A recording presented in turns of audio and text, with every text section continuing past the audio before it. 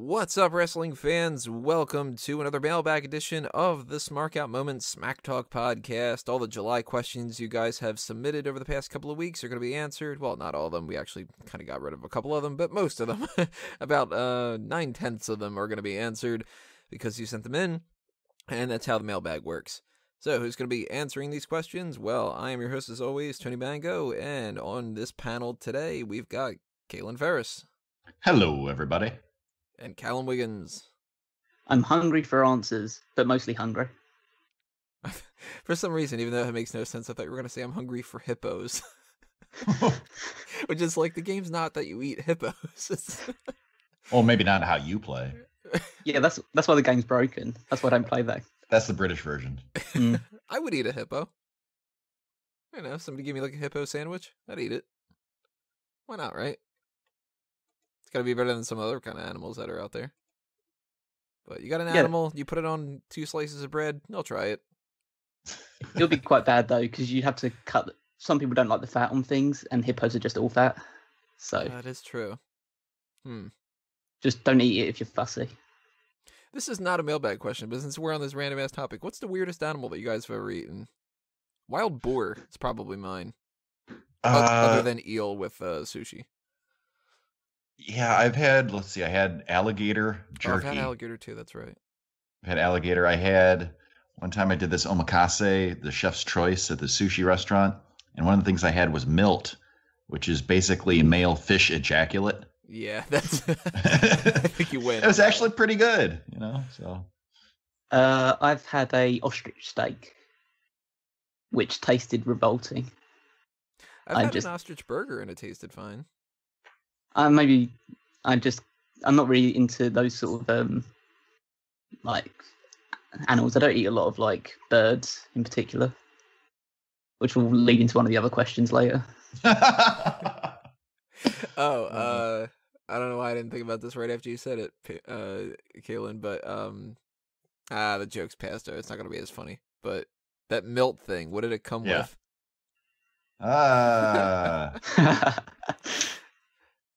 Oh boy. Alrighty, so let's start getting into the questions that you guys have actually sent in for July. And if you are not familiar with how the mailbag works, it's essentially just kind of a cross between normal wrestling talk plus the all talk show, because we go off tangents on random things, and that's what makes it kind of fun. So we might as well start off with one that's completely unrelated to wrestling. And these are from the Silent Wood of Doom, the first couple. He says, all right, have it out. Tell us about your first times. Well, my first time watching wrestling, I was probably about... My first time was 6:01 in the morning. That's when I was born. I see what you did there. First, I was thinking, holy shit, you know the exact minute? Yeah, no, that's weird. For some reason, they told me that information, and it stuck in my brain. So when I was little, it would be like, I don't turn whatever age I'm turning until 6:01, that kind of thing. Which, kids are dumb. So that's why you do stuff like that. My first time, I don't have anything funny or interesting really to say about it. I was dating the girl, really, really liked her. She really liked me. She's good looking, so that was awesome. I had a lot of fun. I guess the most interesting thing about it was after we were all finished, she, when we were like catching our breath and everything, she said, well, I guess our sex life isn't going to be a concern then, Jesus Christ. And I was like, all right, I'm the man then, that kind of thing. But yeah, nothing really all that interesting. It wasn't like, oh, well, this was the top of the Eiffel Tower, or some weird shit. Like, it is what it is. Thumbs up. What about you guys? I don't know. I'll let you know when it happens. No, seriously. You stole my answer. Oh, you son of a bitch. No, honestly, I was a senior in high school. It was my girlfriend at the time, and it was my parents' basement. Nothing really out of the ordinary. Just, during the act, my mom did come down in the basement and start doing a load of laundry. So that was kind of cool. She's like, I got to do a load. And you're like, yeah, me too. Hey. But it was a separated basement, so like it was on the other side. So it wasn't really too much of a conflict, but still weird. And it was decent for me. Good for her too. I like how you clarified for me at first. Yeah. It was decent for me. She had a horrible time, but As long as I had fun, that's all that matters. wasn't really. I got mine. History's written by the winners. Christ. Galen, what about you? What's going on with that answer? Well, my answer is the first answer that Caitlin gave. I'll tell you when I get there. We'll make a Smark announce table for it. I'd like to say that it's because I'm waiting for the right girl. The correct answer is I don't get out much, I don't drink, and I'm not really interested in casual sex. So I haven't really. I like being single, and so I'll get to it when I get to it. It's not too much of a concern for me. That is a good answer though, because Yeah. a lot of people just kind of find themselves 15 with a kid. You know? Oh yeah, I'd much rather be where I am now than that. And I do know that eventually, when I do it, I'll probably look back and say, "God, I should have done this like 6 years ago or something." See, that was exactly my thing too. Because that's exactly what I did too.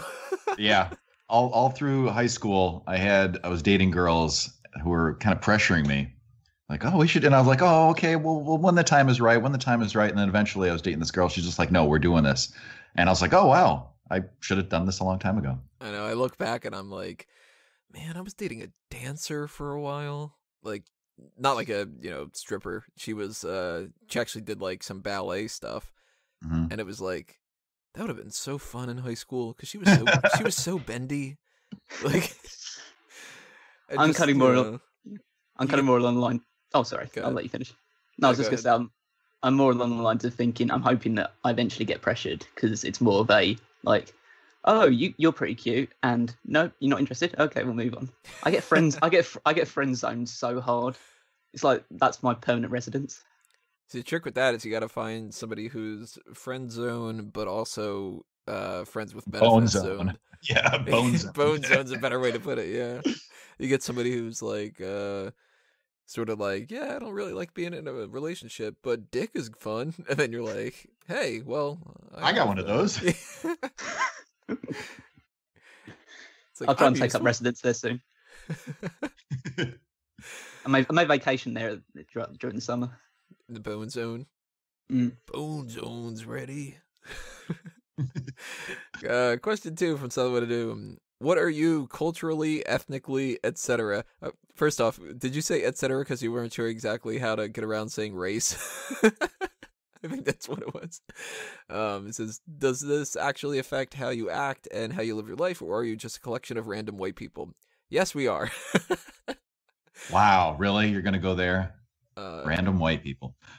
No, I'm half German, half Scottish, basically. Huh. And it doesn't. It's partially Irish. A lot of people think that. No, not necessarily.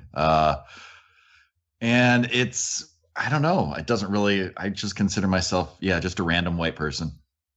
You know, my family's been in the United States for several generations, so I don't really see my ties to that other than, my hair color and my ability to drink a lot and things like that.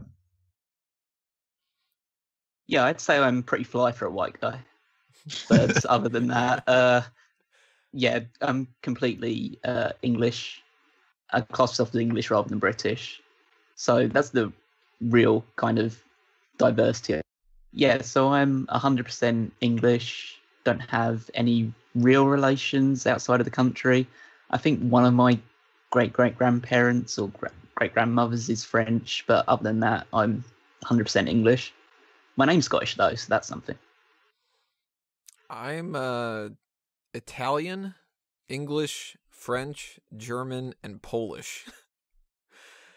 And nothing matters at all about any of it. Like, the only thing that actually has influenced anything for me has been the Italian side. And even that, it's like I'm not like full, like hardcore Italian. Like, I got like family members that are much more Italian, and even like friends that are like very much more Italian. Like a buddy of mine's in this like Sons of Italy like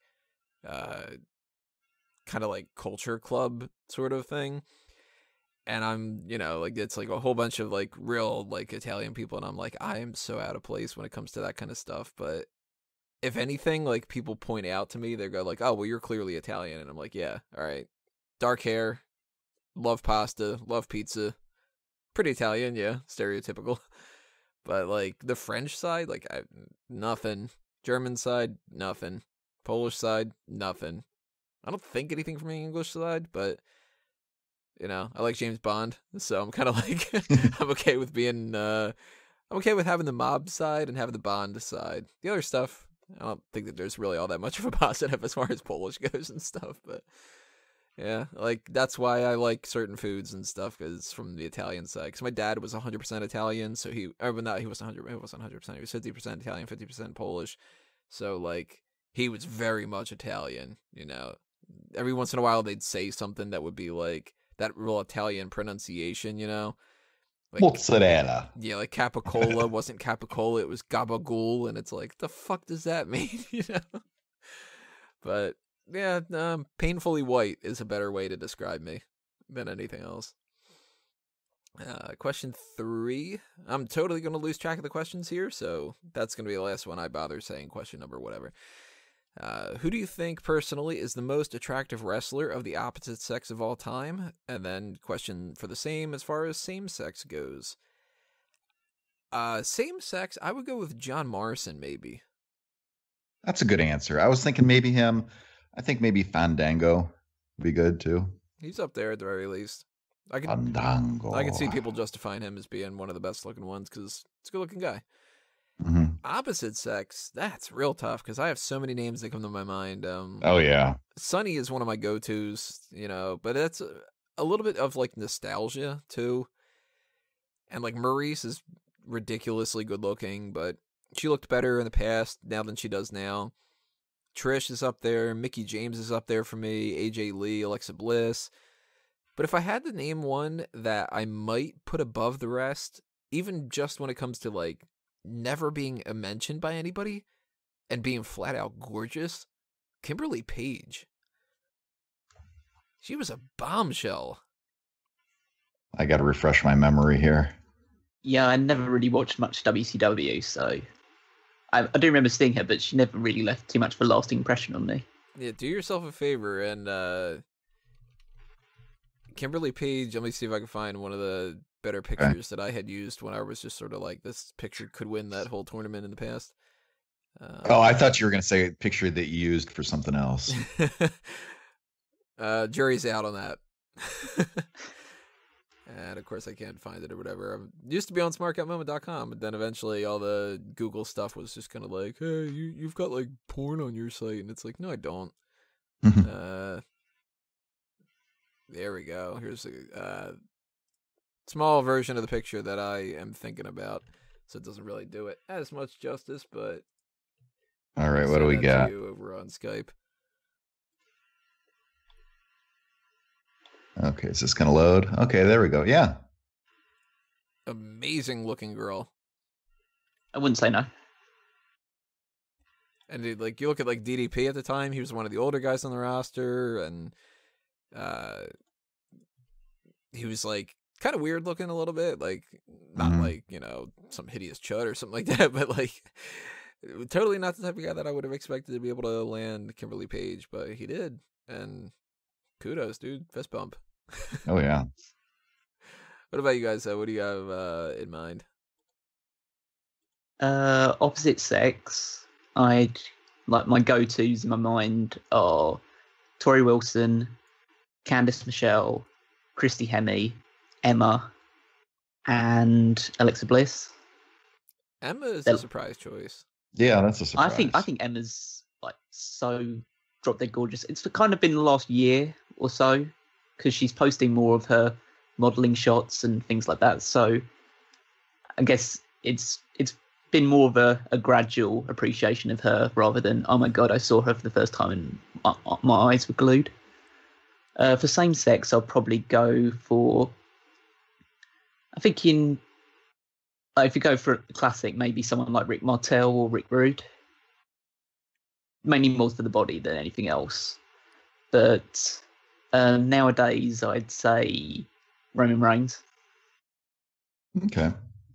As far as opposite sex, I'm split between two. The two that came to my mind are AJ Lee, and one that I'm surprised neither of you said, Stacy Keibler. Yeah, I mean, Stacy's one of those kind of like Tori Wilson, where if anybody says that they think that she's the best looking, I'm like, hey, valid answer. Like, you know what I mean? I always thought that Stacy was a little bit overrated, though. I don't know about that. Like, when people would not act like she was like a 100 out of a 100 scale, I'm like, I wouldn't go that far. But still. And I'm not basing this on, in ring ability or anything at all. No, of course not. but yeah, I'd say Stacy and AJ. The two good choices. Who would you guys say is one of the most underrated that should be in the conversation for the best looking? Obviously, I think Emma, but that's just my personal thing. But if more of a general person, I'd say Victoria. Yeah, Victoria's a good guess or a good answer. Guess. I guess she's hot. I guess it. Yeah. Kimberly Page was my go-to that nobody ever brings up, but I'd have to go back and check out that whole friggin' long tournament. Yeah. Because there were a couple in there that like I wasn't too familiar with, and I was just sort of like, if I remember correctly, somebody was like Sonya something or whatever. And since like she was like a nobody in the wrestling industry, nobody ever brought her up. But I kind of remember her being like really hot. And yeah, I don't know. I'll have to listen back to those old episodes, which recently have been getting a lot of like YouTube says, no, we don't want to put ads on this one because it's sexually graphic content. And it's like, yeah. Well, because like me and Braden are saying like, yeah, I'd fuck her. Like that kind of thing. Like, well, and another one that we were talking about during our latest tournament, which I think is going to be, she'll be higher in the ranking next time, is Peyton Royce. And I think she's underrated just for the fact that not a lot of people are familiar with her as they will be, I'd say, a year from this point. She did pretty damn well in this tournament this year. Mm-hmm. More and more familiarity that she gets, the more and more she's going to be up higher and higher. And I wouldn't be too shocked if Peyton Royce got to the semifinals or the finals again next year. Mm-hmm. Yeah, especially if she gets onto the main roster soon. Mm-hmm. And she should be at this point. Like, come on. Move her up to Raw and fix some of those problems. Another question from Salvador Doom here. We've got, who do you most wish would have pictures leaked about them? Not necessarily for your enjoyment, but out of morbid curiosity. For instance, a few questions were answered with the Charlotte leaks. Did you see the Charlotte leaks? What did you think? I hope Drew is on for this one, and if he is and hasn't seen them, make him.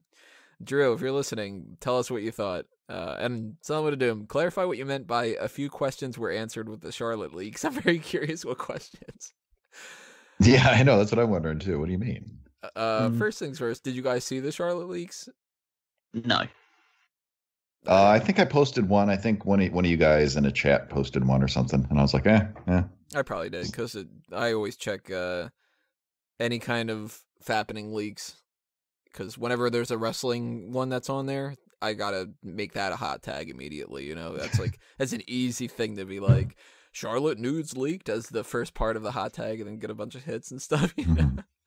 No, it's one of those, the leaks are one of those things where if I always hear about it first and I never seek it out at that point. I figure, well, maybe I'll eventually see it. And if I don't, no big loss. Because to a certain extent, I do feel a little bad because that's supposed to be their private stuff. Oh, but if somebody shows me and says, hey, look at this, I'm okay. But I'm not going to go out and seek it out. I don't Google it or anything like that or look up the site. So, but if somebody shows me, I'll look. I'll flat out admit I look it up because I want to see.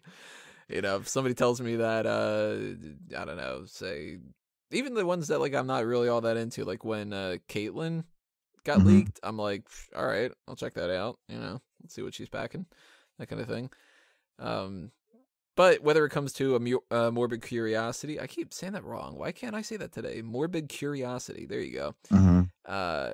Or that you'd legitimately like to see. I'll toss a couple of names out here. Yeah. Obviously, Alexa Bliss is one. Yeah. Which she's rumored every time that somebody says that there's leaks coming. People are like, "Is it Alexa Bliss?" It's like, it's so funny. Some, that I wouldn't necessarily think that people would jump on. I mean, we mentioned Peyton Royce and stuff, and obviously people would be interested in like Sasha Banks and Carmella. But two names that nobody ever brings up that I'd be pretty damn interested: Alicia Fox and Kathy Kelly. Okay. Good They're choices. both really good looking. Yeah. So, Yeah. but if we count non-wrestling celebrities, the first one I thought of was if we could get something from back in the day, the Pink Ranger, Amy Jo Johnson. Oh yeah. That'd be number one. But there's so many good-looking celebrities. I mean, you got Emma Stone, and you've got Anna Kendrick, and Taylor Swift, and Mila Kunis, and Summer Glau. Like, just, there's Emma Watson. Or she actually got leaked, I think. Come to think of that. So take her off the list then, if that's true. The one girl from Star Wars, Force Awakens, and Legends of Tomorrow. She played Vixen in Legends of Tomorrow, Maisie something or other. She is just flat out gorgeous. So, hey, you leak her, I'm going to look. But what about you See, guys? and a lot of these names that you've mentioned too have done, even if they haven't done like nude photography, they've done some pretty near, some pretty risque photography. So it doesn't leave much to the imagination. So if you want, close only counts in horseshoes and hand grenades. Yeah. One name that popped, thinking about the current roster, one name that popped in my head is another one who has done some pretty revealing photographs before, and that's Lana. I don't think we've seen everything, have we? But yes, I think she's done full nude pictorials before. Okay, well, I haven't seen it, but not that I've searched for it or anything. See, there you go. I'm interested, but I wouldn't even look it up. So if you guys happen to share it, no, I don't know. If I had to go for anyone on the wrestling side of things, it would have to be someone who's not known for showing a lot of skin, because then you do have that curiosity of, oh my god, it's like somebody who we've never seen in that situation before. So I go Stephanie McMahon. I was worried you were going to say Linda McMahon. I mean, I'm not going to say no. I'd say, Stephanie McMahon or Renee Young. Renee Young would be a good choice too. But I kind of feel like I have too much respect for Renee Young to look at it. That's what I was thinking. I don't. Stephanie, I don't. Stephanie, I don't care. Oh, I have the respect and everything, but I would still look immediately. And I feel bad about all the celebrities too that get hacked and stuff. I don't condone it, because it's like, it is shitty, because I wouldn't want that to happen to me if that were the case. Right. But at the same time, you tell me that a good-looking girl has nude pictures and it's available, I'm a guy. Like, that's like going, hey, free pizza, you want a slice? Yeah. Like, unless it's from Papa John's, because Howard Starr question: who will be the first to retire? Big Show, Mark Henry, Kane, or The Undertaker? Undertaker is retired. Yeah, that's what I was going to say. It's pretty much, said and done. As far as the other three, and Kane might be retired too. Right. Yeah, we don't know what's going on with his political aspirations there. Same thing for Mark Henry and Big Show. Mark Henry on the table for 3 said he's in like a transition to being retired. And Big Show, last time that he had done some kind of interview about it, he said that next year's WrestleMania was his last one. Yeah, I'd say of the 4, though, Big Show is the most currently active. We've actually seen him in the ring in the last month. So all Henry's been doing apparently is helping Neville. He said in a recent interview that he's the one that's been helping Neville with his promos. Good for him. It's working. Yeah. So if we start hearing Neville change from the king of the cruiserweights and you're not on the Neville level to like, that's just what I do and stuff like that, then we're going to be like, oh, okay, makes sense. Comes out in a salmon suit. Sexual vanilla. Sexual vanilla midget. It would have to be.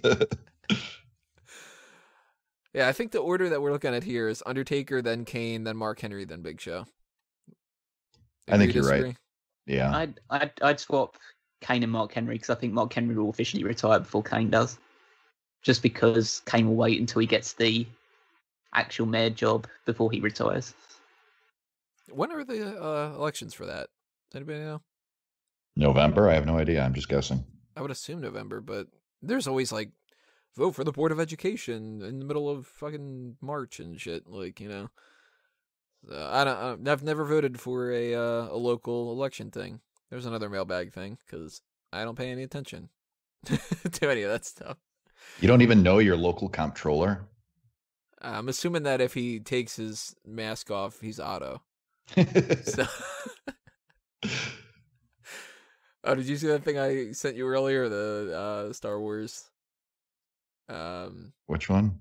I posted it in the one chat about it was reference to Bart with the Flintstones phone. He picks it up and it's Palpatine saying "Execute Order 66," and then it starts cutting to all the things where in The Simpsons where people have gotten killed, like Maude getting killed and stuff. Oh no, I missed that. It's so good. Go ahead and double check that out. Anybody who's a Simpsons fan.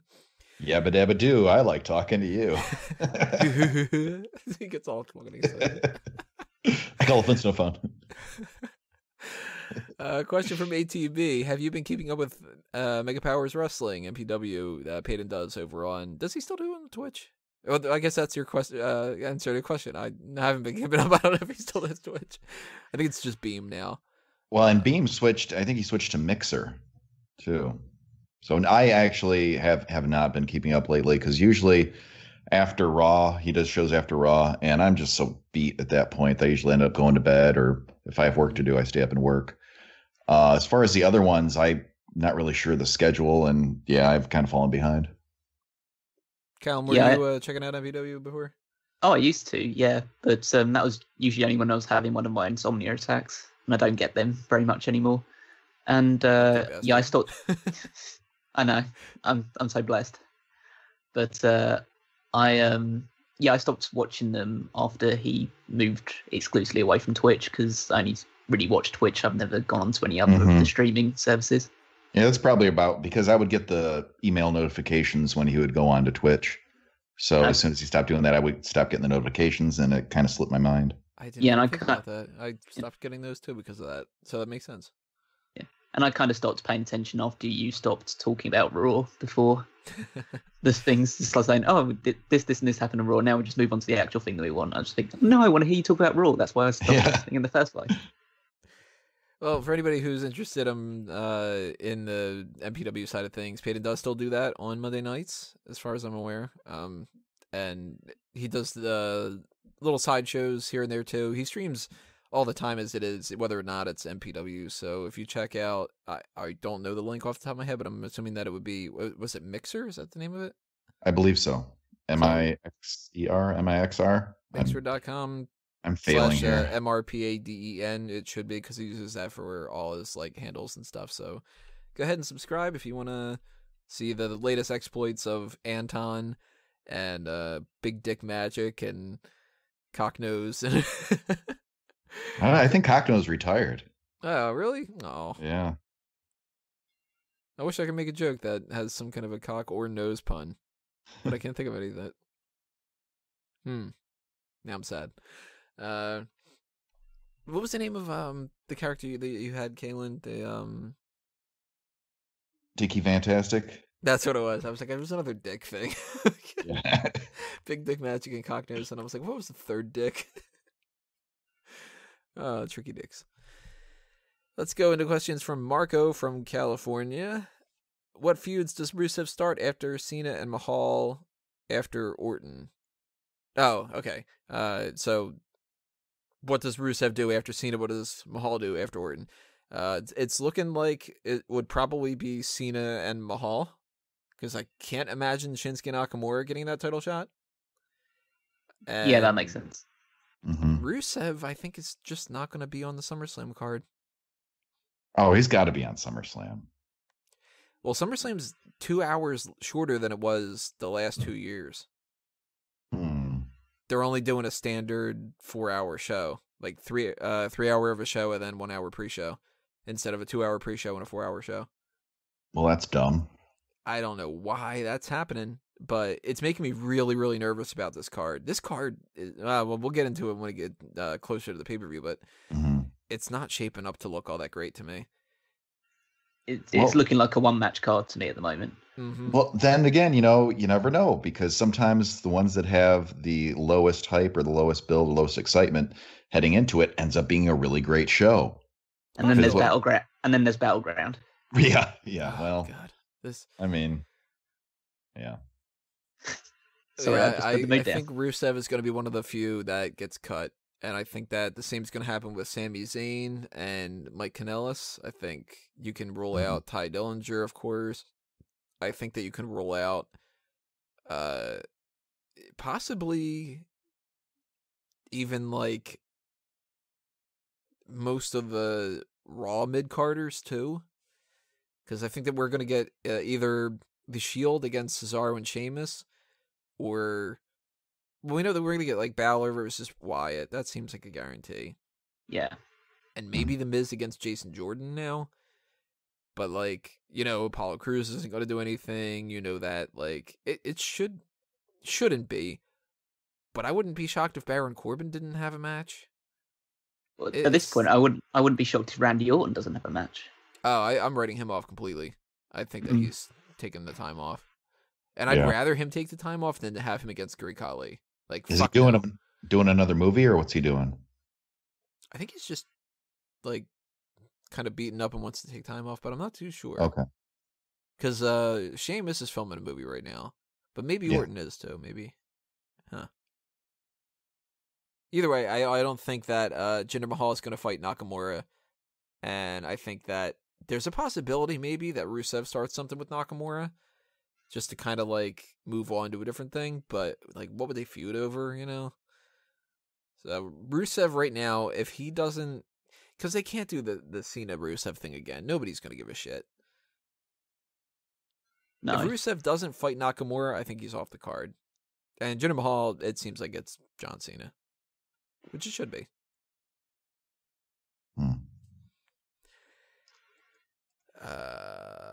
What question are we on? We are on... Okay, right here. When will WWE use true mid-carders? Speaking of mid-carders. Like Harper, Ty Dillinger, Aiden English, Jinder Mahal, Chad Gable in the U.S. title picture because they have main eventers in the mid-card title picture. That's tough. I think Harper is not going to get into that mid-card title scene. I think he's teaming back up with Rowan. I think that's his best hope of getting a lot of attention, is going back into the tag team scene, which is a shame because I think he's worth a lot more than that. Mm-hmm. Especially if they would have repackaged him. Just like he doesn't need to change his name. He could still be Luke Harper, but all he did when he became a babyface was wear a black tank top. Yeah, basically. I mean, Aiden English, to me, is not a true mid-carder. No, he's below that. He's a jobber. And Jinder Mahal right now is the WWE champion, so he really can't be in the U.S. title picture. But Chad Gable should be in there immediately. Yes, 100%. And Ty Dillinger, as far as I'm concerned, he should be in the picture too, along with Rusev. And if they split up Mojo Rawley and Zack Ryder, both of them I think should be potential mid-carders. And Shelton Benjamin might make his return. So I think we're in a little bit of a transitional period. Right now, SmackDown's struggling with a lot of shit. But we don't even know who's going to be the United States champion next week because they keep switching that fucking belt. Yeah, what the heck? Do you guys have a preference? Should it be Owens or should it be Styles? It should be Owens. I don't really care. I don't think it should be either of them. They both should be fighting for the WWE Championship. Yeah, that's my point of view. They're both already over without a title, so I don't think the title's really doing much to elevate them necessarily. They're both bigger than that. At this point, I'd have one of them, whoever it is, lose it to, say, a Chad Gable or a Rusev or something like that, so it can transition back into the mid-card, and they can be elevated upwards. Just like have a shock win of Gable rolling up Owens or something like that, and then we can return to normality. Very much agreed. Mm-hmm. Are stipulation pay-per-views the reason we no longer see stipulations that actually make sense in storylines? Yes. Yeah, let's just get rid of the stipulation pay-per-views. We don't need to have a Hell in a Cell scheduled every year. We don't need to have TLC. The only one that really, and I think Money in the Bank should be back at WrestleMania. I think SummerSlam. Yeah, that'd be good too. I'll get into that when I do fantasy booking in 2 weeks, but yeah, I think from their perspective, at least from Vince McMahon's, which of course this is just speculation, hearsay, and theory. No confirmation on it at all. I think in Vince McMahon's mind, he sees something like Hell in a Cell as just a gimmick, and he doesn't really have any kind of real appreciation for it the way that the fans do. So in his mind, it's like, well, Hell in a Cell is this interesting concept that we can sell every year. And when fans complain and they go like, oh man, Hell in a Cell doesn't mean as much as it used to. It used to be a way to end the feud. He's like, well, if you like Hell in a Cell, we were giving it to you every year. Why are you complaining? That kind of thing, you know? Mm-hmm. Which it's not the same logic. And TLC, I've talked about this so many times. TLC matches are ladder matches. There's no difference. They just happen to also say, make sure you guys use a chair and a table in this match. But that pay-per-view is dumb as hell. They need to get rid of that immediately. In my mind, the only stipulation pay-per-views we should get are Royal Rumble and Elimination Chamber. Especially because King of the Ring's not around anymore. Yeah, I agree. I like both of those. The other ones seem kind of forced, I would say. I don't really agree with the Elimination Chamber one. I think that ruins the anticipation for it as well. I do like its position. If you are going to have it, I do like its position on the card of pay-per-views as just before WrestleMania. So it's the last trial that the champion has to go through before making it to WrestleMania.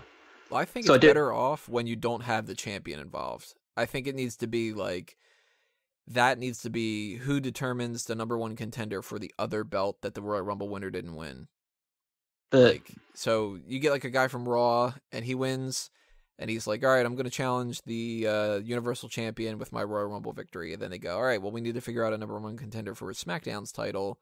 And since none of the SmackDown guys won the Royal Rumble, you got to go through the Elimination Chamber. I think that that's the best way to do that because it's sort of like, well, you want that second chance, you got to fucking earn it, you know? Yeah, that's a good way of looking at it. But it seems more fair, yeah. I kind of go along the lines that gimmick pay-per-view should be based around winning something, or maybe a grand tournament or something like King of the Ring, rather than around a certain match stipulation. That's the way I would do gimmick pay-per-views. Yeah, and less of like when they did Fatal 4-Way, and it was like, we're just going to have a lot of Fatal 4-Way matches. So we're like, even Extreme Rules right now, it's like they don't want to commit to Extreme Rules. They only have no DQ matches, and there's only like 3 matches on the card. It used to be every single match had some stipulation, and that was fun, because you would have like, you know, a False Count Anywhere match, and then a stretcher match, and then a, I don't know, bullwhip on a pole match or whatever. Right. And now you have stuff like what's the point of Clash of Champions? The one night in the year where all the championships are defended, just as they are every pay-per-view. Right. Like, yeah. That should be a special event of like a random episode of Raw. Yeah. Yeah, completely agree. Well, that's the way it was when it was back in WCW. It was a special televised event rather than a pay-per-view. Makes so much more sense. Well, would you guys consider Survivor Series a gimmick pay-per-view? Yes. Yes. Okay, well then we need to throw that in as I still like that one. Oh yeah, that works for me. I'd like a pay-per-view. I don't say that Survivor Series has to be this, but a pay-per-view where it's Raw versus SmackDown. Bragging that would rights. be it. Yeah, that'd be a gimmick one. Bragging rights was great. I loved that, where you had the Intercontinental Champion against the United States Champion, the 2 World Champions fight each other, the 2 Women's Champions fight each other, the 2 Tag Champs fight each other, and then you do a team match. That was great. I think that's the way they should go. And the Cruiserweight can be on the pre-show, because that's not, you don't have like an equivalent. Or fuck it, do the Cruiserweight against the UK champ or something like that, or do like the Cruiserweight, the UK champ, and all the NXT champions in like a battle royal or something. You know, probably easier to just do Cruiserweight champion fighting a random person, but Bragging Rights was fun. Bring that shit back. Bring that back as like a special crossover episode of Raw, if you need to, instead of a pay-per-view. Or just do it as a random event like you're doing the tournaments, like the Mae Young Classic. Do that shit, WWE. Come on. Do it.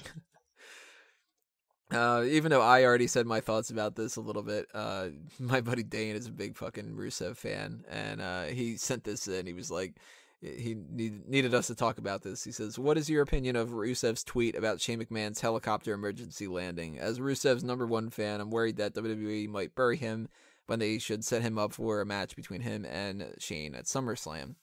I tried to get a little bit of video footage Dane bought. He spent like $25 or something on Prime Day to get the Bulgarian flag.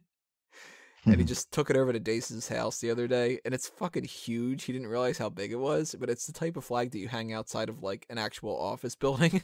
Oh, jeez. So he's trying to wave that in Dace's basement, and just kind of, all upset when Rusev lost. But yeah, what did you guys think about that tweet? I thought it was fucking hilarious. It was brilliant. It's why I always believe that Rusev should be getting more opportunities, because he has personality that he displays, not just on SmackDown or pay-per-views. He displays it through Twitter, any type of social media. He's a really funny guy. I think a lot more. I think Rusev is one of the better wrestlers on Twitter. He's really funny with what he posts, and it's a lot of stuff you wouldn't expect him to post. So the best thing about him on Twitter as well is he never breaks character. Mm-hmm. It's always still like Rusev. The Rusev that you see on TV is the same Rusev you see on Twitter. Like, do you guys think that he's going to get any kind of like backlash or push out of it? No, I don't think it'll be connected to anything on TV. Yeah, I don't think it'll affect him either way. I don't think it will negatively affect him at the very least. Yeah. I'm thinking that that's something that just maybe they had a laugh about it, and maybe they didn't even think that it happened. I don't think it's going to be anything positive or negative, which I would rather them do something positive about it. Just have him, like, he should have this week at the very least, bitch to Shane McMahon and would have been like, that was ridiculous that I had that flag match with John Cena or whatever. Then Shane would have been like, I don't give a shit what you have to say. You made fun of my helicopter crash. Like, like, it would have been a good way to tie that in. But then that requires effort in writing. And SmackDown doesn't like to do that right now. Let's get into Peter's questions. Number 1, why was there a Slammiversary chat in the Megamaniacs group? And why did it have more comments than the SmackDown Live ones? I put it in there as a joke because I know that nobody watches TNA, and it really did have more fucking things than SmackDown, which really is confusing to me. I mean, I just ragged on SmackDown a minute ago, but I don't get how nobody watches SmackDown. Nobody ever comments. Maybe it's because it's on Tuesdays. I don't know. Yeah, I work at the time, so I don't end up getting home in time. And then by the time I usually just read the recap. So I think nothing is really happening on SmackDown at the moment to merit any sort of discussion. Or if anything is being worth discussing, then it's pretty much all negative, and you don't really want to spend too much time or effort going through that. Yeah. I can imagine the Slammiversary one doing pretty well, just along the lines of you don't put TNA content on there very often unless it's something like, oh my god, another wrestler got suspended or somebody else is leaving, so those sort of posts. So they might just get interested to, oh, this is one event that TNA are doing, and might find it interesting. Because I didn't think Slammiversary was terrible from what I saw of it. I watched like a segment and a half and I hated it. It's like I watched the backstage skit that they did with Scott Steiner. Oh. And I was just like, oh, fuck you. I couldn't help it. I really enjoyed it. Just mainly because it was Scott Steiner. And he's so unpredictable. Predictably unpredictable.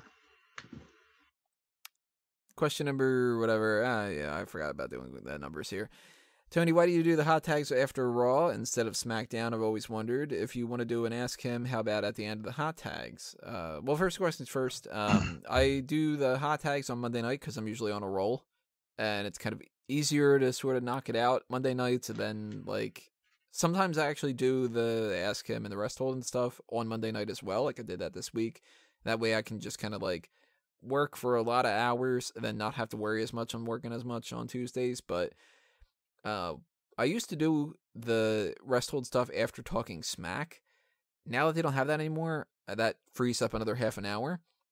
And I'm going to be getting rid of that whole section anyway. And trying to figure out a way to put that in elsewhere. So now that I'm like at episode 300, I'm going up until 300, and 300 I'll switch it around. But I might start doing the hot tags after 205 Live instead. I don't know. I'll have to see what it works with my schedule. But the main reason why I don't want to do the Ask Him and stuff anymore isn't that I don't want to do the separate video. It's that I don't want to do it, period. Like, it's a little bit extra work and all that. So if I were to add that into the hot tags, it would be the same amount of work, if not harder. So we're going to try to do that as like a Facebook, Twitter kind of thing, maybe. And I'm going to have to talk to Callum a little bit more about that and how we can sort of keep it going, but not be like number one priority type of thing. I'll do my best. And I don't know about the Smark My Words. That might be like a Megamaniacs thing, or I might just try to comment more on the comments that you guys leave on YouTube as sort of like compensation for that. And the rest hold information. I don't know where I'm going to put that stuff. And the Did You Know is, I still want to do the Did You Know. So that might just go like at the end of the hot tags or the beginning of the hot tags, or I don't know. We'll figure it out. But leave your suggestions in the comments below. Tell me what you think we should do with that kind of stuff. Are Eric Rowan and Luke Harper still employed by WWE? Also, I've heard conflicting rumors about Eva Marie. What's up with her? Eva Marie's gone. She's just waiting out her contract. And Rowan and Harper? Fuck if we know. Mm-hmm. Mm. We're all assuming that they're the people that are attacking the Fashion Police, though, right? That's what I thought. It's a pretty safe assumption, I think, at the moment. But at this point in time, there's a lot of things up in the air. Probably thinking that they're stalling it because they're waiting until after Takeover Brooklyn, and then it's going to be Sanity. That is a possibility. Even that, though, it's kind of weird that they would be brought up more than the Authors of Pain. But then the Authors of Pain could be losing those belts, too. I've also heard this rumor, which I don't know if it's 100% true or not, but apparently Riddick Moss and Tino Sabatelli were taken off the NXT roster page. Huh. That's weird. And I'd be utterly shocked if it was those two, but they don't strike me as the two that would be doing that. Yeah. Maybe they've just been taken off NXT in general and they've just been moved back to doing live events. It's probably more likely. Actually, like both those guys teaming up, so I hope that they're not like gone or something. But yeah, jury's out on Rowan and Harper. They don't seem to be doing anything but live events. Or actually, they might not even be doing live events anymore. I don't know. Speaking of where are people, Peter asks, did James Ellsworth fail the wellness policy test? He got suspended for 30 days. Odd number or not? Nah, it's storyline. Yeah, that's just kayfabe. Mm. How funny would it be, though, if it was like he was doing steroids? Let's say just standing next to Jinder Mahal and they both had tests. Just swap. Yeah, I was going to say, if he's doing steroids, he needs to go to his dealer and get his money back.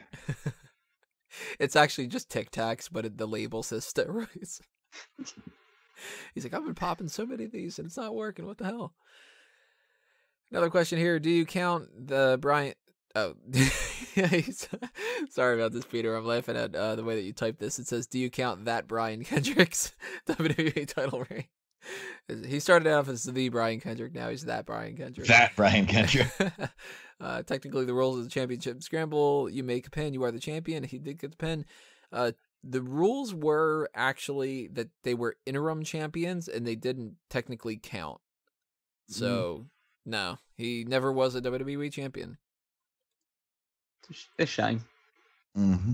It's quite weird as well. Thought he was worth it. Oh, no, definitely not. But he was quite fun on SmackDown for that short period that he was a single star. But was he the only person besides Jeff Hardy and Triple H to get a pinfall in that match? I can't remember it too. Yeah, I can't remember it too clearly, but I think it was. And then I'm just thinking, oh god, Shelton Benjamin couldn't even get an interim WWE Championship reign. Yeah, Shelton I thought should have won that ACW title, and Brian Kendrick I thought should have won the Intercontinental. But neither happened, oddly enough. No, Big Zeke got the Intercontinental title instead. Yeah, that was strange. Here's a good question. Which tag team that never won the gold do you wish would have? The Awesome Truth, and I'll cheat and say Generation Me and TNA because of New Japan. I had a couple that came to my mind. Enzo and Cass was one. That was the first one that came to my mind. That's crazy that they never won it in either the main roster or in NXT. Yep. I was a little bit surprised that the Rockers never did, and Crime Time, that was like, what? Because Yeah, they had tons of opportunities. Cade and Murdoch were champions a bunch of times, and like, what were they? Deuce and Domino were champions, and it's like Crime Time was actually over.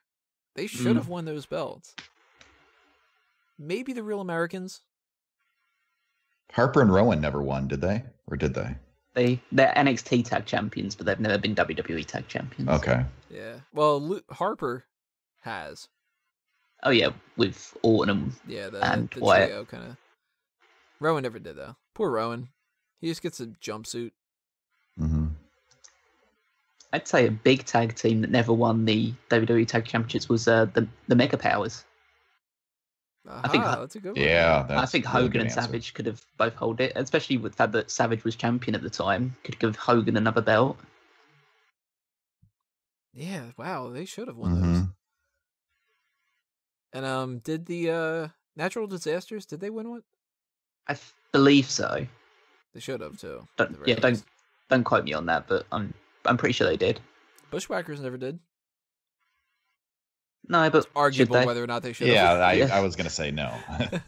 At that point in time when tag team wrestling was actually good, it's well in terms of like how it was held up in high esteem, I don't think they would have lived up to expectations.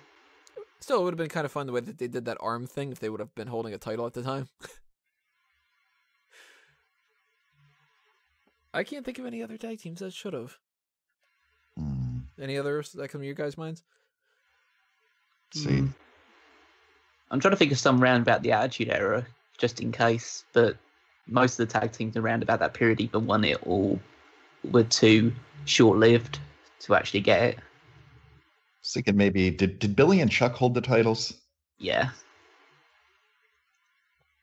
Can't remember back that far.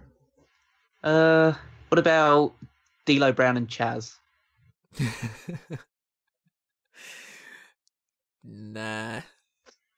Actually, D'Lo Brown and Mark Henry never held the tag titles, I don't think.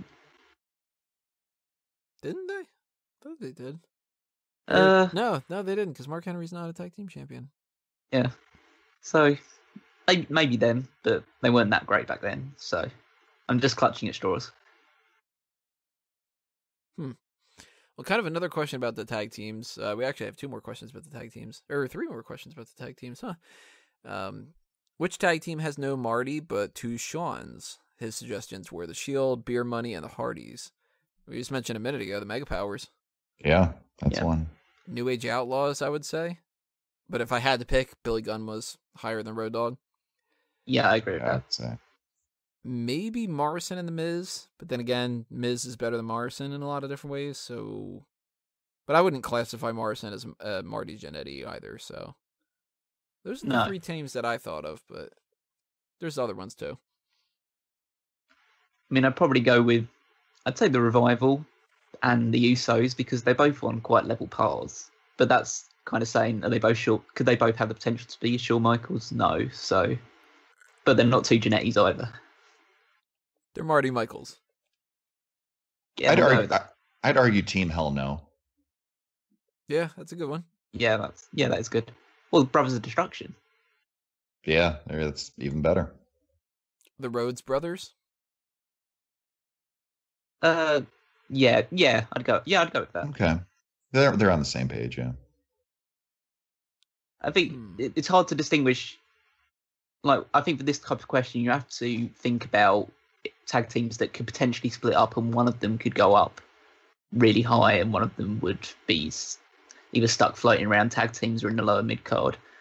So, picking teams like the Usos, the Revivals, you'd expect if they were to split up that neither of them would actually get anywhere. Yeah, and it's hard to talk about when it's like 2 random people team up, like Shawn Michaels and John Cena win a tag title. It's like, well, they don't really Right. count, you know? But then you talk about like the Smoking Guns, and you're like, oh, that definitely counts because nobody gives a shit about Bart Gunn. Yeah. Mm-hmm. Another tag team question here. What tag team breakup is your favorite, the saddest, and the most unexpected? The Rockers is the best. That was good. Mega Yeah, Powers would be a close second, I think. they're both excellent ones. I think the Shield has to be put up there. Yeah, that's definitely up there. Mm-hmm. I'm trying to think of any ones that may slip them mind a little bit. I think the Miz and Morrison's one was quite good. It was quite impactful at the time because it was during the draft they got split up. I think either the Miz was traded to ECW or Morrison was traded to SmackDown or something along those lines, and they both seemed to be quite cordial and upset about it. And then the Miz hit a skull crashing finale. That sticks in my mind just because I like the Miz. So, Kaylin, any other ones you can think of? No, I'm struggling to think of any others right now. As always, everybody leave your comments if you can think of more, because I got a feeling we're probably forgetting like some really obvious ones or something. Mm-hmm. Like, not like, oh yeah, I cried my eyes out when Team Bad split up, like not that kind of thing. But like, I'm thinking that there has to be something with like a DX split or something that would have been different or whatever. Like, like one of those kind of things. But using the current roster, who do you want to see teaming? I want to see Titus Worldwide join the Miz Taraj, Titus being the Miz's agent. That's kind of funny. I joked about this the other day, but the more I thought about it, the more I actually kind of liked it. Darren Young teaming with Patrick Clark. I kind of want to see that. And I'd like to see Ryder and Hawkins back together. I'd like to see Gallows and Anderson join up with Finn Balor again, and they could turn babyface. I'm cool with Eric Rowan and Luke Harper back together again. I'd like to see maybe the Lucha Dragons get back together. And just a random tag team that I think could work. Ty Dillinger and Roderick Strong. Yeah, I could see that. You could call them Perfectly Strong. Or Roderick 10. in terms of two superstars, you kind of want two superstars that don't have a lot of direction at the moment. So I think one of them would have to be Aiden English. Aiden English and Elias Sampson. Ah, that's actually a good pairing. You got two musicians. I didn't think about that. Yeah, that'd be good, but that would involve one of them being traded, but I don't think either show would miss them too much. It gotta be pretty awkward. That would be like, the Mozart of melody. Bring. Maybe not right now, but down the line, I'd like to see Sami Zayn and Kevin Owens as a tag team. I think Who's Marty? Zayn, definitely. Yeah, definitely. It'd be good. It'd be good in the future just to mix it up with them constantly being at each other's throats. Once their feud hits 6 or 7 years, then they'll do it. This is almost there at this point. Yeah, I was going to say, hasn't it been that long? What are some other ones we got? I can't think of any more off the top of my head. What about you guys? The one that came to my mind, first of all, was Finn Balor with the club. I think that one makes the most sense. What about take Jason Jordan from Raw and put him with Chad Gable on SmackDown? That'll never work. Brilliant. They could be like American betas or something. Maybe something a little catchier. We'll have to think about that one. I mean, it is a coincidence that they're using the same theme song. Oh, wow. I never even realized that. Yeah. What a coincidence. What if they had that kind of mentality? Like some writer backstage pitched that. Be like, those guys look like that they would be a good tag team together. Like, be hilarious. Let's see. What question here. Who do you think will be hurt by not having Pyro anymore? I mean, the big answer would be Lesnar, but half the time he doesn't get Pyro when he has his entrance anyway, so... Lesnar was the first one that came to my mind also. And Kane, it's required for Kane, but he usually gets it. Or he got it when he was around. I wrote my answers to a lot of these like a week or so ago, and in my answer it says, it'll be really weird as hell if Jericho comes back and doesn't get it. And last night he came back and didn't get pyro. So Yeah, that was weird. Yeah, that's pretty weird. it was pretty odd. I don't think anybody's really going to be like hurt. Like it's not going to kill their character, but it certainly doesn't help to not have pyro. It's one of those things where it's like, it's more fun if you have it, but it's not a necessity kind of, you know what I mean? Right. And if they're struggling so much that pyro's like making them go like, oh, we need to cut corners and stuff, release 1 or 2 people. That's all you need. Just get rid of like, I don't know, who's like really expendable right now. Jinder Mahal. Kurt Hawkins, I'd probably say, is the most expendable person on either roster right now. Maybe, yeah. Yeah, I would say. I would have said Bo Dallas, but now he's in the Miztourage. You can replace him. Replace him with Kurt Hawkins. There you go. Get rid of Bo Dallas. Get rid of Bo Dallas and have some pyro. Drew will be happy about that. This one's just for Kaylin. Did you search for Unknown in Pokemon Go or find it by dumb luck? Also, did you evolve Tyrogue and Hitmontop? Last 2 I need to complete my New York Pokedex. I'll leave a comment if anything changes. Sending this in 720. Well, right now my Pokedex is, I'm missing 1 that I can capture. My Pokedex is at 235. The only one I don't have is Ampharos. If and you I have that, then you're going to be missing no. Oh, Jesus Christ. But I do have Flaffy as my walking buddy now, so I'm, still a few candies short, but soon I'll have that completed. I went to the Chicago Pokemon Go Fest last weekend with Angie. We went there and we're with tens of thousands of other Pokemon Go nerds and went there and played. And I'm sure if you've read about it, you know that there were connection issues and stuff. But overall, it was a positive experience. I caught some unknowns there. They were spawning like crazy in Chicago. As far as the ones that I got before I went out there, there's a local scanner that people have a website. Some people think it's cheating. I don't think that's cheating. But they have a scanner where certain rares are tagged. And so it'll send out a message saying, hey, this thing just spawned at this location until this amount of time. So just jump in the car and go get it. So that's how I got my unknowns. Does it say like unknown just spawned at unknown location? And yes, I finally got 2 days ago. I evolved my Tyrogue into a Hitmontop. I kept getting one. They have to have the right stat in order to evolve it in that way. And mine kept having bad stat how it lines up. So eventually got one, did evolve him, and got my Hitmontop. So I'm pretty happy about that. And when I was in Chicago, I also got a Heracross, 2 of them. So there you go. Plus I got the 2 legendary birds that are out right now. I'm pretty happy. Only 2 birds are out? They have, the legendary birds. This week they unlocked at the Go Fest Lugia and Articuno. And then they have Zapdos and Moltres coming up in the next few weeks. I wonder why they picked those 2. That's strange.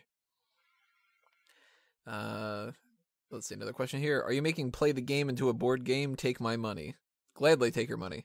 And anybody's. Obviously no plans for that, but if anybody has the money to front to do that kind of a thing and they want to sponsor Make It a Game, hell, make it a game. Why not? I'm actually really surprised that people tended to like, I'll put a GoFundMe on there. I'm surprised that a lot of people tended to like that segment. I thought that there was a good chance that it would go over as like, well, this was dumb as shit. What the hell did you do this for? I haven't gone back to read the comments. How were they? I don't remember getting too many like specific comments on the videos, but anybody that's mentioned anything has said that they really enjoyed it. Oh, good. Like an email here or there, or like who was it? I know like Wago the other day was saying about that. He liked that, and every once in a while somebody says something about it still. So it's been like 3 weeks. Yeah, people just like us bullshitting about wrestling. Right. No, I had fun recording it. I'd like to do it again in the next coming months. Yeah, definitely. It's the fact that we had fun doing it, the fact that other people had fun listening to it, it's definitely going to be brought back at some point. What are you saying, Callum? I was just saying it's good to have a chance to think on your feet and not be restricted to just a theme, essentially.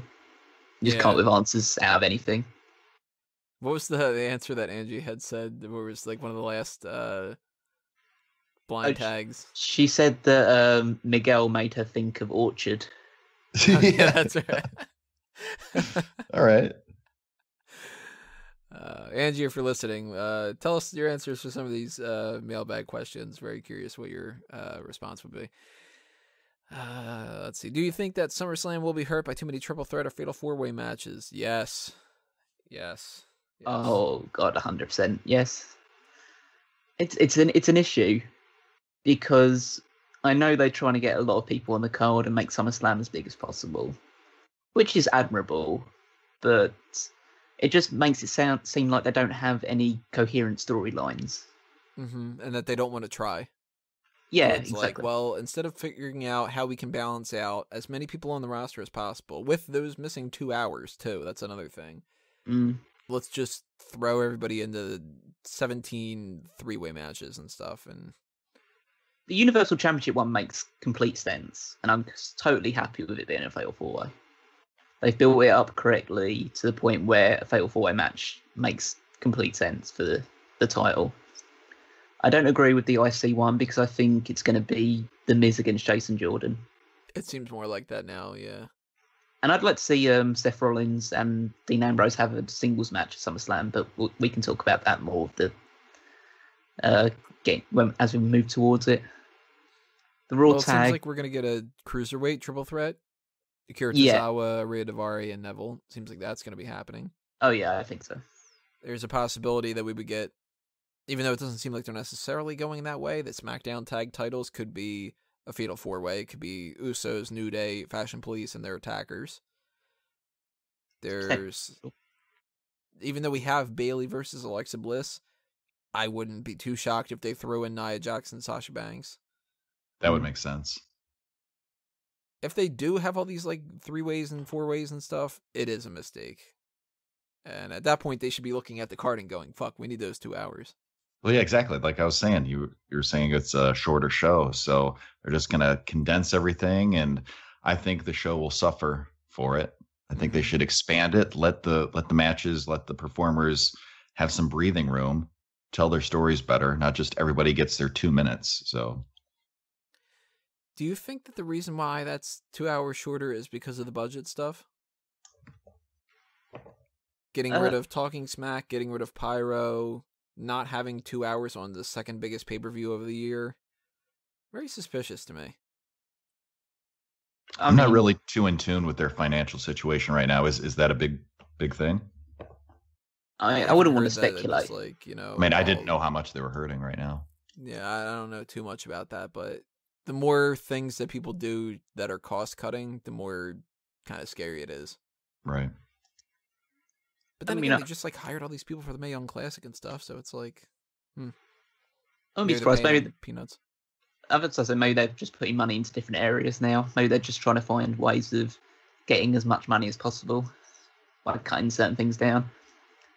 I don't think the timing thing for SummerSlam. I think SummerSlam's going to overrun anyway, just because they usually do with pay-per-views nowadays. Mm-hmm. Well, if Brock Lesnar has a 3-minute match like he's been doing, you know, we'll see. Speaking of shows, though, and all that other kind of stuff, another question here. What show would you like to be brought back that was canceled on the WWE Network? Talking Smack is one, although that's technically not canceled. I thought Breaking Ground was great. I like that. That was my top choice. I'd like to see another season of Legends House. Probably those. I may be in the minority here, but I like Camp WWE. No, I was going to say that as well. I hated how long that went. Every fucking promo for that, it was just like, it felt like it was 45 seconds of them saying camp. It was kind of fun, though. Yeah, I liked it.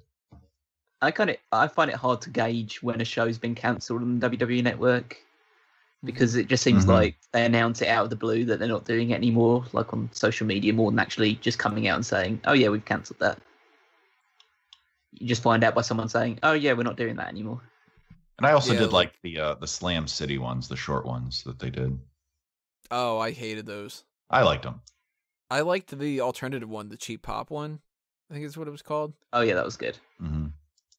That one was like really, really funny, and it was like 2 episodes or so. Then it was like, no, we want to do Slam City. I was like, oh, damn it! Like, why appeal to little kids? Little kids suck. appeal to adults. We're better. We pay for things. This is sort of piggybacking off the same sort of kind of thing a little bit too. Your questions are always like very uniform, Peter. I'll give you that. They're always like themes that lead into one into another and stuff. It makes it a lot easier. We know that Renee Young is used to the cold being from Canada, but does she have heat on her? I see what you did there. Points Unfiltered canceled. Total Divas kicked off. Talking Smack canceled. It is a little suspicious, I think, but I don't think that Renee Young's got any heat. No, I don't. There's anything to it? I don't think so. It's a little suspicious, but I think that she's too good at her job to have that much heat on her. But if there was heat on her, we wouldn't see nearly as much as we still do. Mm-hmm. And she just got moved to being a Raw correspondent as well. Right. She's both Raw and SmackDown, which I'm assuming that they did that because she's got Dean Ambrose on Raw. So that's kind of like a positive of like, hey, let's get you where you can actually hang out with your husband. I'm hoping she does do more stuff on the network going forward, though. To be honest, I never really liked Unfiltered. It just, it just didn't seem to have a real purpose other than just 15 minutes of talking to a superstar or a random celebrity. And I'm fine with her not being on Total Divas because I don't watch it. The only one that I'm upset about is Talking Smack, but there are reasons why that was cancelled beyond, and it's probably nothing to do with her. If you believe what the most recent reports and stuff have been, it's that Vince McMahon's just sort of like, I don't like this shit. That doesn't seem like it's like an anti-Renee Young thing, because I think if it was anti-Renee Young, they would have just replaced her. They would have kept the show, It would have been Unfiltered with Charlotte Caruso.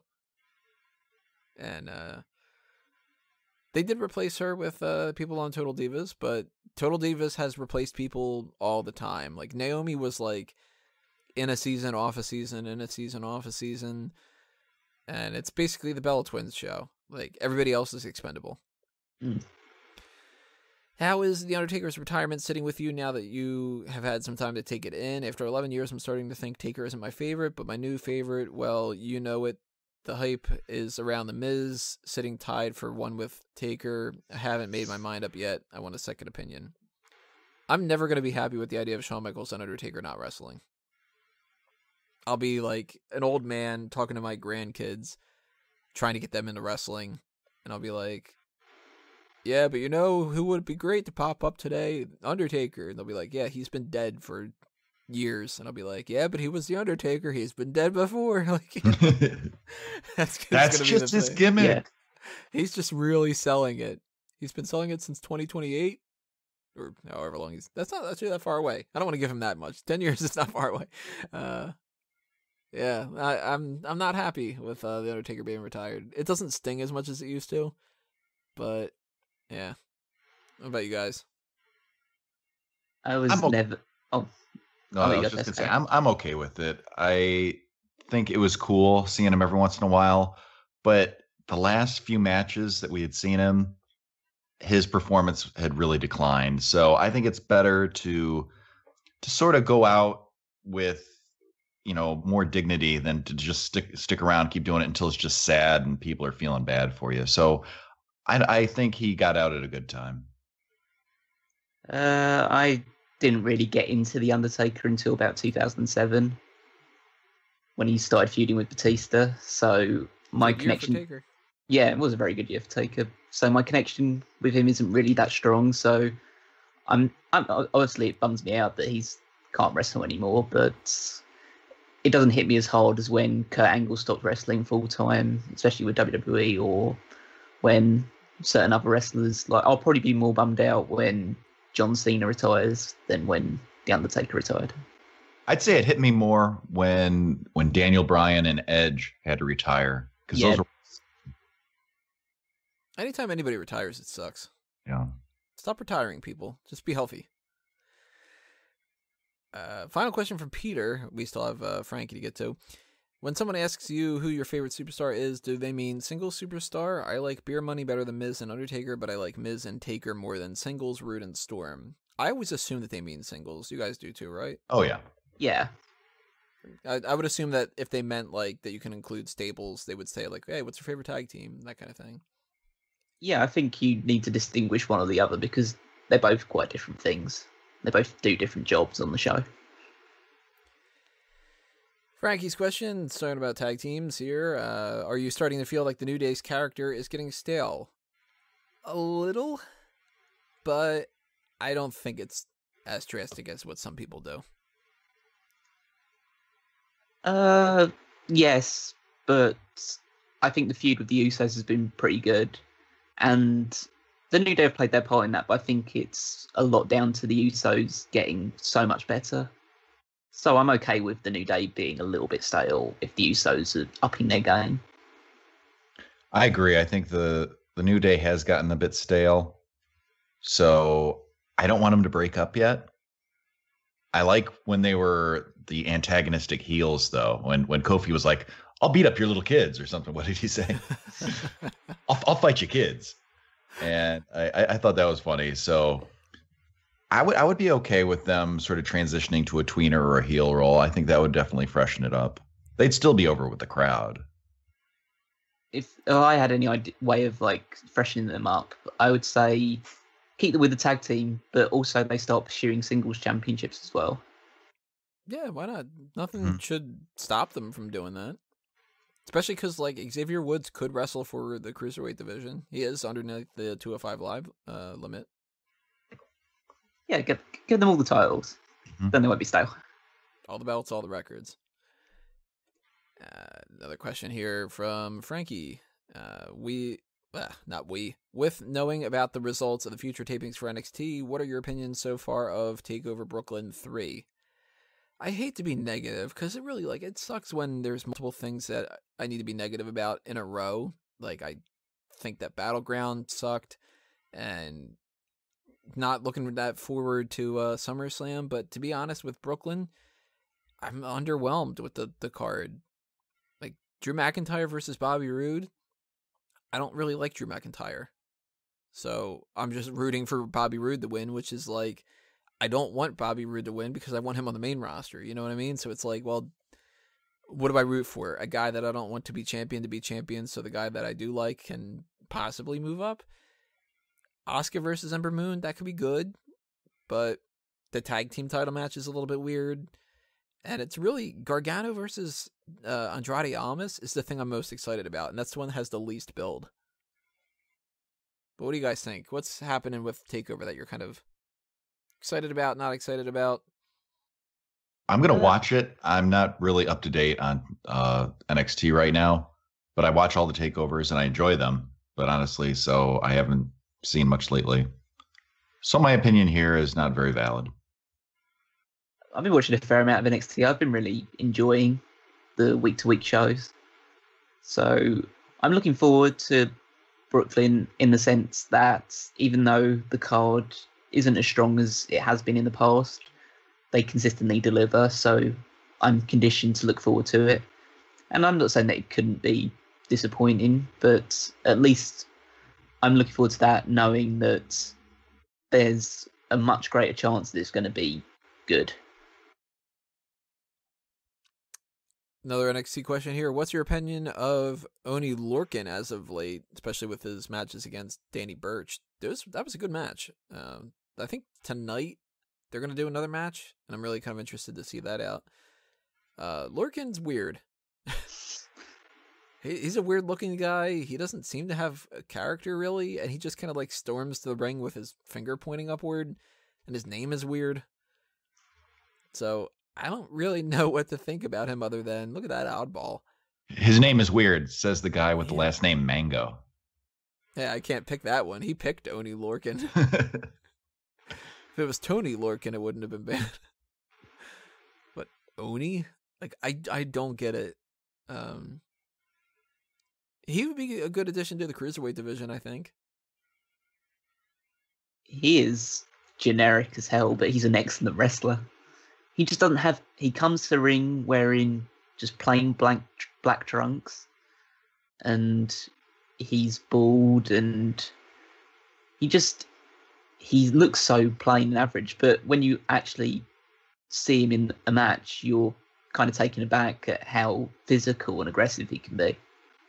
So Yeah, I His think you'd theme be song is generic too. It's just Yeah.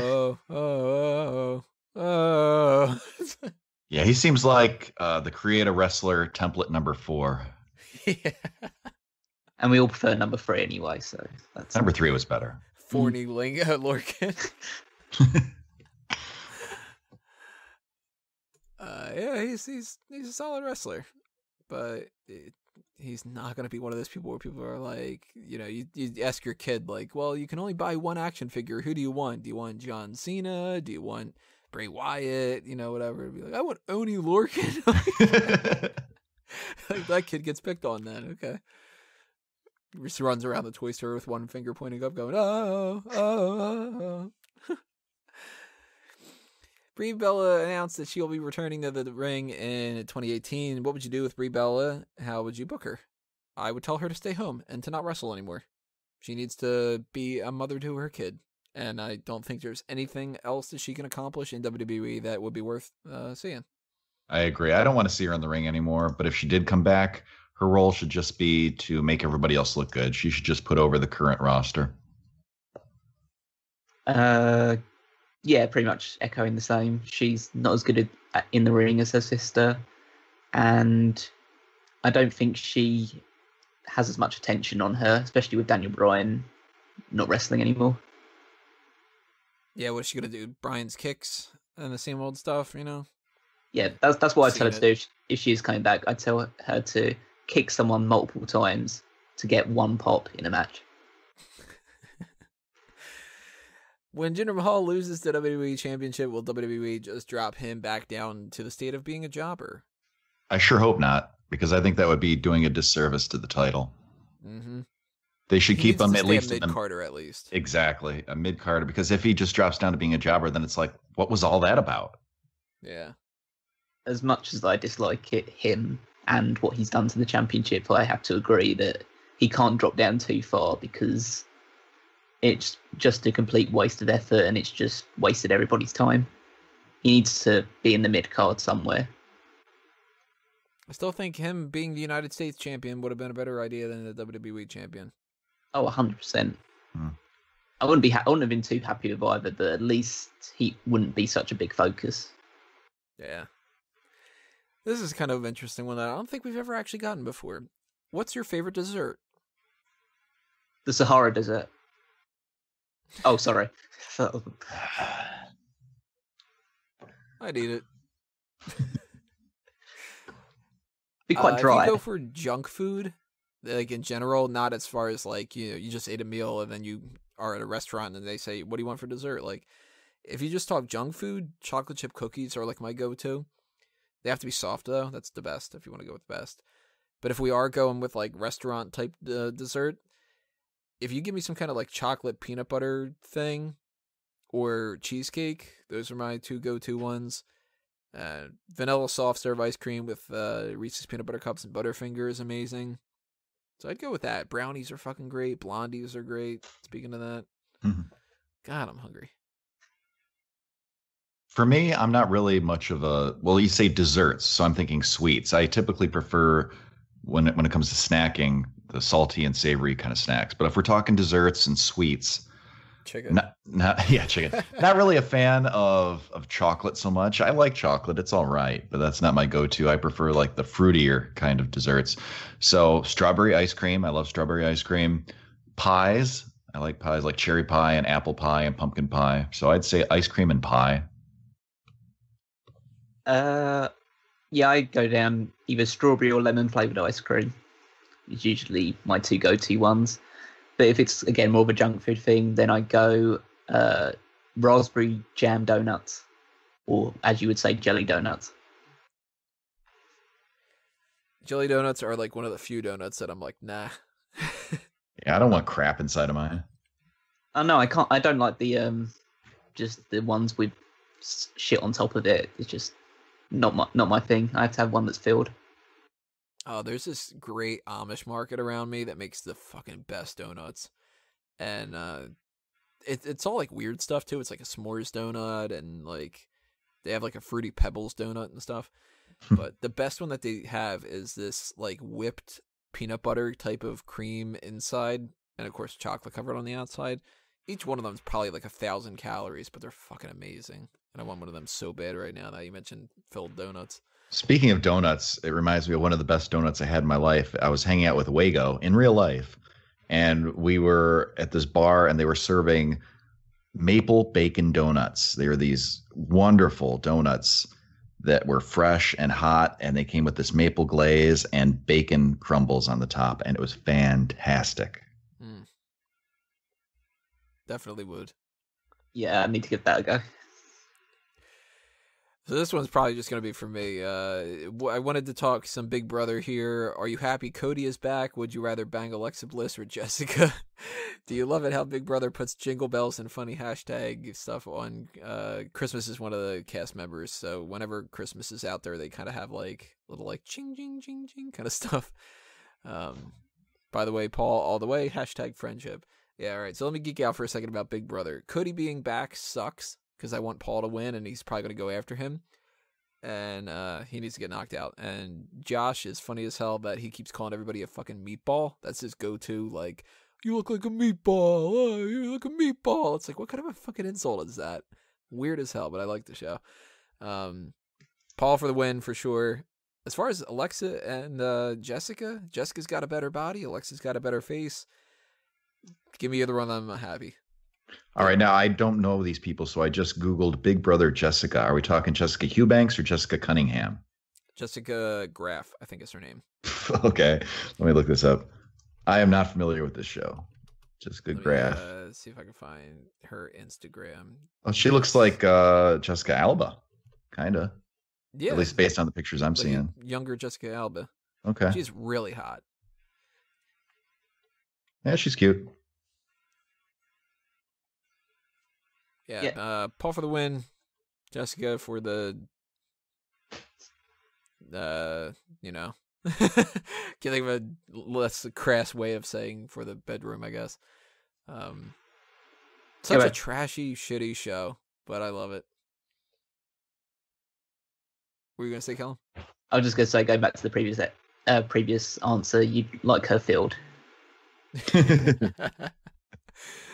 This is another TV question. Do you still watch The Flash? Am I the only one that watches The Flash? I have not seen it. Yeah, I haven't seen it. I do. I don't watch Arrow anymore because season 3 and season 4 were so fucking bad. And once they killed off Laurel, I was like, nope. Holy shit, spoiler alert. Yeah. All that kind of nonsense got in the way. I can't take that show anymore. I watched one episode of Supergirl, and I couldn't stand all the hashtag feminism stuff. So I stopped watching that because it really just annoyed the crap out of me. It's not a... what was it? It's not a bird. It's not a plane. It's not a man. It's Supergirl and whatever. Like that kind of stuff. I'm like, I get it. She's a chick. She's got lady parts. Fucking just tell me a good story. Right. And they didn't. I do watch The Flash and Legends of Tomorrow, though. They're still pretty decent. And they've had some issues this past season, but I'll give them another shot. Black Lightning, interested to check it out. Might suck, might not. And whenever Titans comes out, you give me I almost said that. I'll say it better if I say you give me a Nightwing show, I'll watch it no matter what. As opposed to you give me a Dick Grayson show because you give me Dick, I'll check it out anytime. That wouldn't have worked.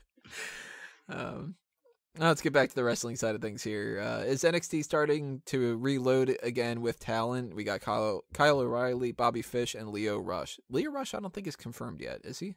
No, he is still being rumored, and I haven't heard of him. I haven't seen anything that he's been in so far, so I can't really make a judgment based on that. Yeah, I have no idea who he is, and I have never seen Kyle O'Reilly. And Bobby Fish, he seemed fine. But they need to add more people because they need to move these people up. You know, we need No Way Jose on the main roster soon because what's he going to do in NXT? Bobby Roode needs to come up to the main roster, and Sanity might be. So, yeah, we need more people. Now, I'm guessing I'm not familiar with Kyle O'Reilly, but it's a take on the rock band Rilo Kiley, right? I don't even know what that band is. It's what's her name? Jenny Lewis. She was in The Wizard, that Nintendo movie with Fred Savage in the 80s. No? Anybody? Okay. Never mind. Well, there's the 80s are. It's a spoonerism of the band name. I'd be a little surprised considering the fact I don't think that Kylo Riley was alive in the 80s. So. All right.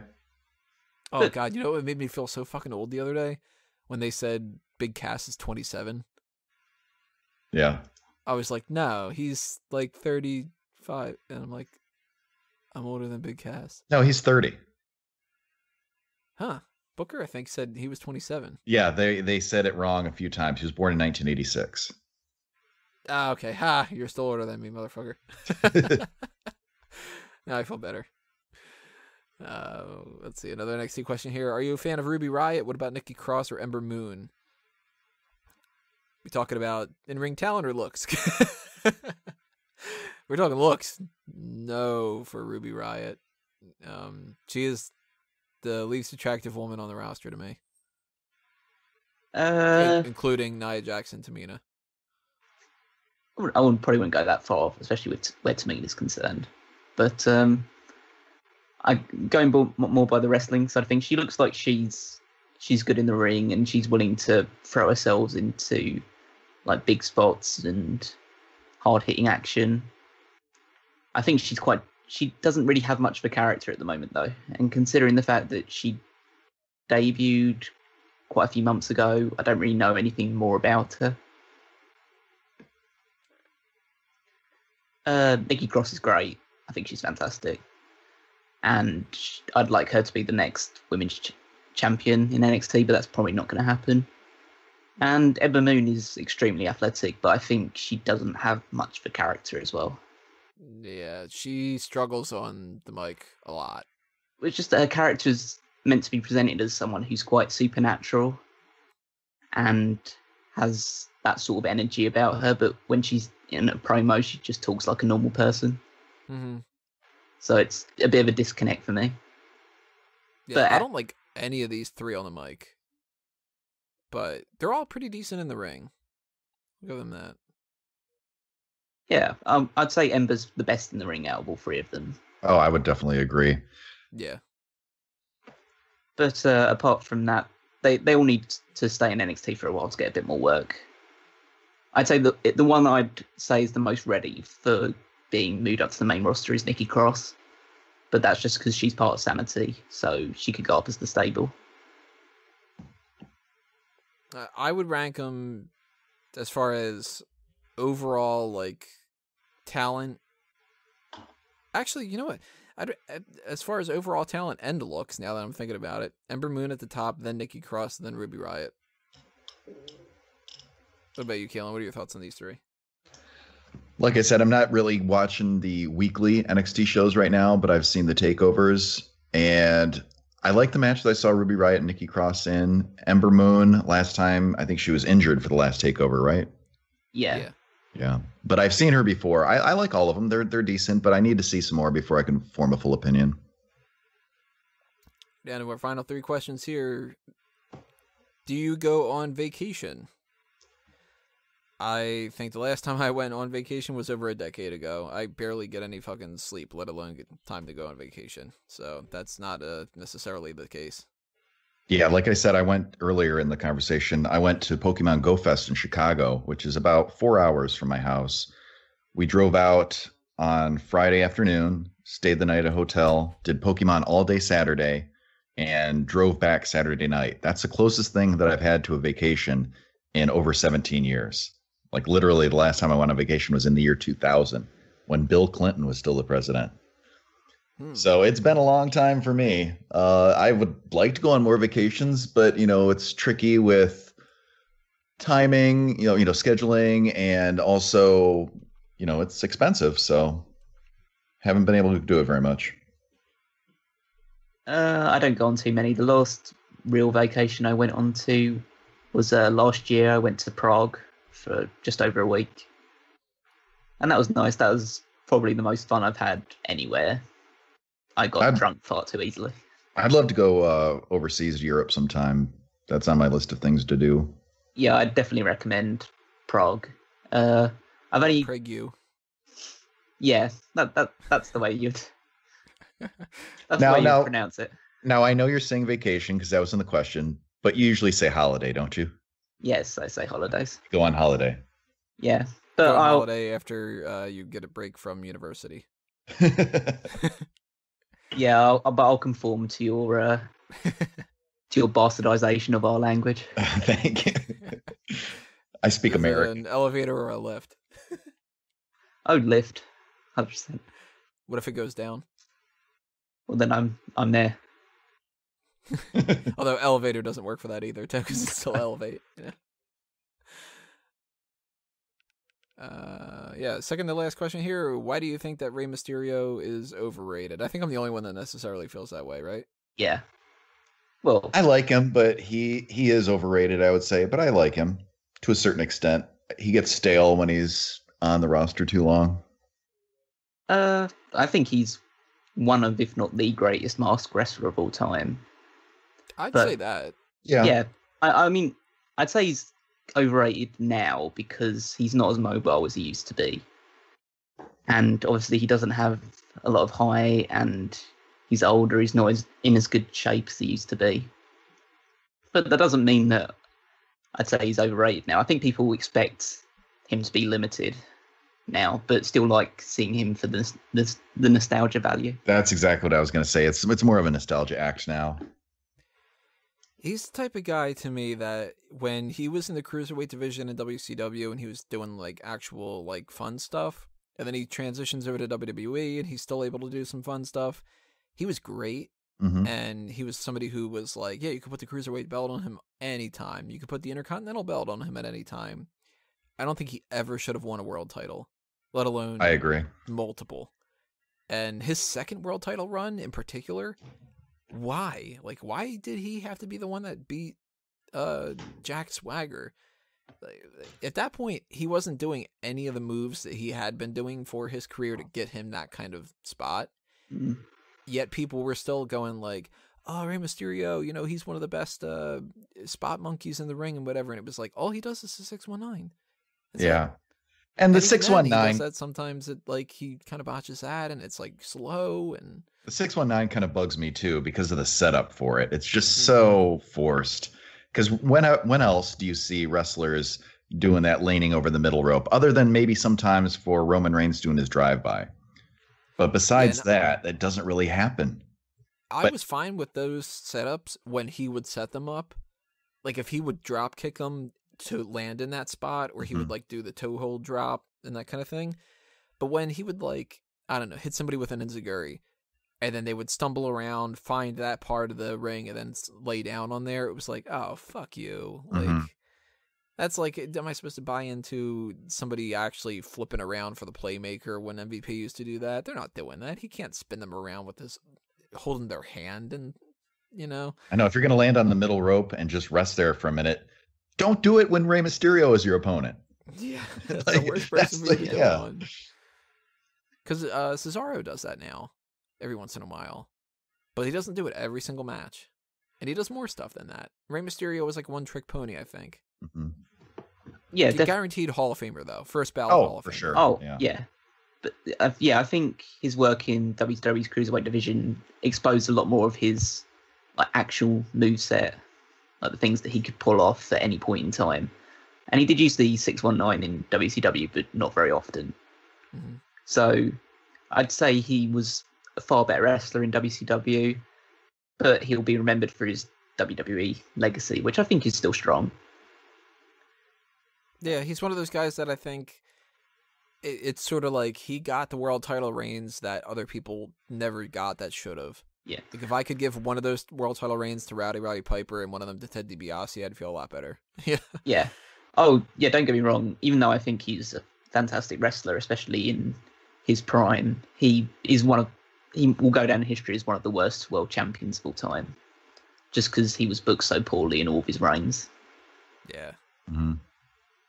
And then hopefully people will actually be willing to admit it too, instead of just going like, "No, he was great. I loved him as world champion." You know, so like, nah, didn't really work out all that well. Everybody was happy that Kane cashed in. Finally, last question here, which actually starts off with a finally. That's good. Finally, if you had to choose 8 wrestlers right now, who would you put on the poster for SummerSlam? Easy. Lesnar, Reigns, Ambrose, Rollins, Strowman, Styles, Owens, and Cena. close to mine. I would say the Fatal 4-Way members of the Universal title match. Yeah, I left AJ Joe off. Styles, John Cena, Alexa Bliss, and Bayley. Because I think you've got to throw some women in there. Kurt Hawkins, Bo Dallas, Curtis Axel, but not The Miz. Tamina, Lana, Riddick Moss. R-Truth, And Byron Saxton. The Great Khali, and Hornswoggle. But realistically, it would be the Fatal 4-Way Universal Championship members: John Cena, Shinsuke Nakamura. I'd put Naomi and Alexa Bliss, just because they're the women's champions, so it looks good, that one. None of us picked gender, right? No. Oh god, the champion. Yeah. No, not even my fake one. I picked Jinder. Alrighty, everybody, that is our July mailbag. Thanks for sending the questions in. Remember that we're going to be doing another one of these in August. So if you didn't get a chance to send in your questions for this one, send them in now or over the next couple of weeks, and we will get to them in August at some point. Probably the edition after WrestleMania, after SummerSlam, because that's usually the best time around. The end of the month is when we can kind of do that stuff. Leave your comments below. Tell us your thoughts on our answers or your answers or anything else you want to weigh in on like that.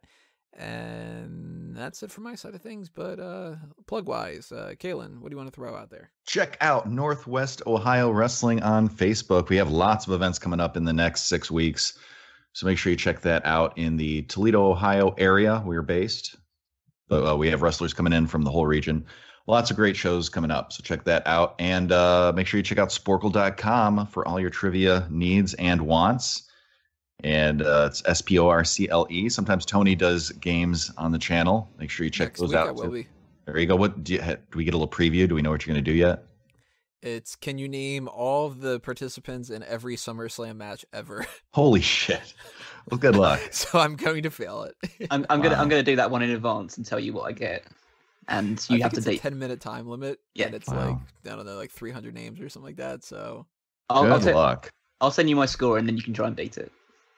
All right, definitely do that. Callum, anything you want to toss out to the promotions? I would just say you can follow me on Twitter at Wigmeister14 and check out the weekly articles on Smark Out Moment, because I write some of them and they would make me happy. Woo! Yeah, definitely go check out smarkoutmoment.com. That's where you'll find all the content on all of our wrestling side of stuff. Obviously, if you have not followed us on Facebook and Twitter at Smark Out Moment, go ahead and do that. Subscribe to this YouTube channel. If you're listening to YouTube, if you're on iTunes and Stitcher, leave us a positive comment on there. That's always a good thing to kind of help out a little bit. And just stay tuned, because that is it for this week's episode content. But I'm going to be recording next week's all over the next couple of days, because I'm going to be gone and not around my computer for next week. So I'm going to be recording that Sporkle quiz. Actually, I might do that in the next couple of hours. And hot tags are going to be coming up maybe Saturday, just to try to get them out of the way. And if we don't have any hot tags to talk about, then I might do like a scramble or something just to kind of eat up that little bit of time. And I got to think of it, did you know, and stuff already now too, shit. But that stuff's happening soon, so if you hit that subscribe thing in there and you check off the little bell icon for the notifications, you'll be aware of whenever we post whatever that kind of stuff is. But that's it for this edition, this week, and the mailbag. Thanks for listening, everybody. This has been another Smark Out Moment, and we're being counted out.